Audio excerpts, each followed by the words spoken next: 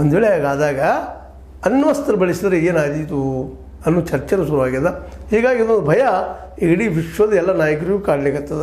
ಇದು ಆರಂಭ ಆಗಿ ವಿಶ್ವವ್ಯಾಪಿ ಆದೀತು ಅನ್ನೋ ಭಯ ಅದ. ಬಟ್ ಆದರೆ ಇವತ್ತು ವ್ಯಾಪಾರ ದೃಷ್ಟಿಯಿಂದ USA, ಚೈನಾ ಮತ್ತು ಅದಕ್ಕಾಗಿ ರಷ್ಯಾ ಒಂದು ಆಗೋದ್ರಿಂದಾಗಿ ವಿಶ್ವವ್ಯಾಪಿ ಯುದ್ಧ ಆಗಲಿಕ್ಕಿಲ್ಲ.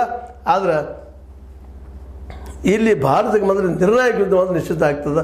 ಯಾಕಂದ್ರೆ ಎಲ್ಲಿವರೆಗೆ ಭಯೋತ್ಪಾದನೆ ಭಯ ಹೋಗುವುದಿಲ್ಲವೋ ಕಾಶ್ಮೀರದಲ್ಲೇ, ಅಲ್ಲಿವರೆಗೆ ಕಾಶ್ಮೀರ ಡೆವಲಪ್ಮೆಂಟು ಇಲ್ಲ, ಭಾರತ ಡೆವಲಪ್ಮೆಂಟ್ ಇಲ್ಲ, ಅಭಿವೃದ್ಧಿನೂ ಇಲ್ಲ ಅನ್ನೋದು ಅಷ್ಟೇ ಸತ್ಯದ.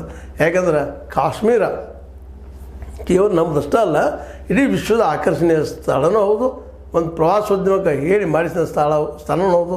ಅಲ್ಲಿಯ ಒಂದು ಭಯವನ್ನು ಓಡಿಸಿದ್ರೆ ನಿಶ್ಚಿತವಾಗಿಯೂ ಪಾಕ್ ಒಂದು ಸುಂದರ ರಾಜ್ಯ ಅಷ್ಟೇ ಅಲ್ಲ, ಒಂದು ಆರ್ಥಿಕ ಅಭಿವೃದ್ಧಿಗೂ ಸಹಿತ ಭಾಳ ಸಹಕಾರಿಯಾಗುವಂಥದ್ದು. ಮತ್ತು ಮೂಲತಃ ಪಾಕಿಸ್ತಾನದ ಈ ಒಂದು ಕಾಶ್ಮೀರ ಹೊಡೆದೇ ತೀರಬೇಕು ಅನ್ನೋಂಥ ಹಠದಿಂದಾಗೆ ಇವತ್ತಿನ ಈ ಎಲ್ಲ ಸಮಸ್ಯೆಗಳು ಶುರುವಾಗಿದ್ದಾವೆ. ಅದಕ್ಕೆ ಇವತ್ತು ಅನಿವಾರ್ಯವಾಗಿ ಭಾರತಕ್ಕೆ ಕಾಶ್ಮೀರಕ್ಕೆ ಒಂದು ಪೆಟ್ಟು ಕೊಡಬೇಕು ಅನ್ನುವಂಥ ಸಂದರ್ಭದಲ್ಲಿ ನಾವು ಅನುಭವವನ್ನಾದರೂ ಹಾಕಬಲ್ಲೆವು, ನಾವು ತಲೆ ಕೆಟ್ಟವರು ಅಂತ ಅರ್ಥ. ನಮ್ಮ ಮುಗ್ಯಾಗ ಬಂದಪ್ಪ ಅದು ಹಾಕೊಂಡು ಹೋಗಿಬಿಡ್ತೀವಿ, ನಮ್ಮ ಜೊತೆ ನಿಮ್ಮನ್ನು ಕರ್ಕೊಂಡು ಹೋಗ್ತೀವಿ ಅನ್ನೋಂಗೆ ಅವ್ರು ಮಾತಾಡೋ ಧಾಟಿ ನೋಡಿದರೆ ಮಾತ್ರ ಒಂದಿಷ್ಟು ಎಚ್ಚರಿಕೆಯಿಂದ ಈ ವಿಷಯವನ್ನು ನಾವು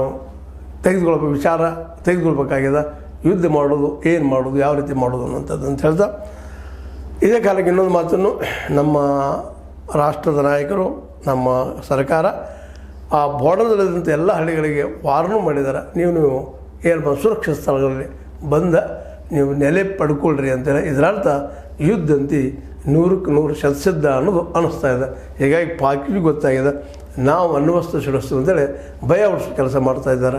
ಇದಕ್ಕೆ ಮೋದಿ ಅವ್ರು ಏನು ಉತ್ತರ ಕೊಡ್ತಾರೆ ನೋಡೋಣ ಅಂತ ಹೇಳ್ತಾ, ಇದು ನಿಮ್ಗೆ ಲೈಕ್ ಆಗಿರ್ಬೋದು, ಲೈಕ್ ಮಾಡಿ, ಶೇರ್ ಮಾಡಿ, ಕಮೆಂಟ್ ಮಾಡಿ, ಜೊತೆಗೆ ಸಬ್ಸ್ಕ್ರೈಬ್ ನಿಲ್ಲಿಸಿ ಹೋಗ್ಬೇಡ್ರಿ. H60 ನ್ಯೂಸ್ ಅರ್ಥಾತ್ ಹೇ ಸೀತಾರಾಮನ್ ಸತ್ಯದ ಕೈಗಂಡು ವಂದನೆಗಳು.